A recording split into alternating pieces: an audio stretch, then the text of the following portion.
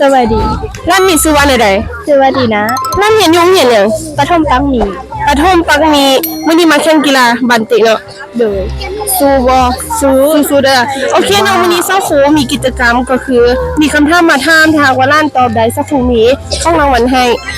ร้านรู้จักโครงการฟ้าเปลี่ยนฟ้าของโรงเรียนมันคงบ่รู้จักแล้วเพิ่นเอาอีหยังประดิษฐ์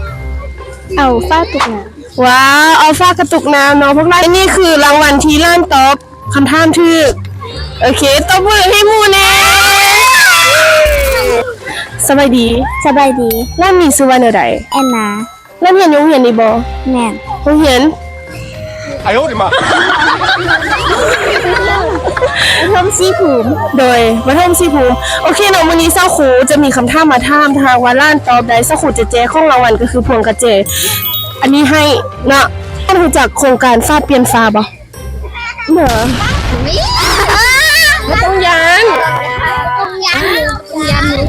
สบายดี สบายดี ร้านมีชื่อว่าใด แตงโม มื้อนี้เศร้าครูมีคำถามจะถามและเศร้าครูมีของรางวัลที่จะมาแจกถ้าหากว่าร้านตอบใดเนาะ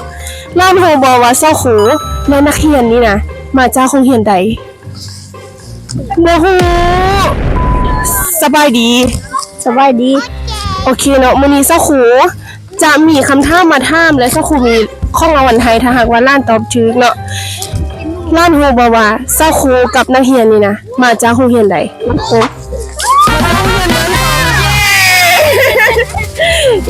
โอเคร้านตอบได้แล้วร้านจะเอาตัวได้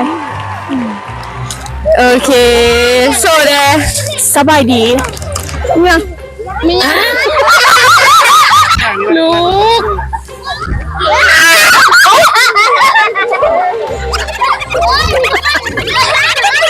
สบายดี สบายดี แล้วมีซื้อไว้ในใด หนังเกย หนังเกย์โอเคเนาะลูกพูดเลยเนาะว่าพวกเจ้าครูนี่น่ะมาจากโรงเรียนมันคงและลูกรู้จักฟาดโครงการฟาดเป็นฟ้าปะ บอก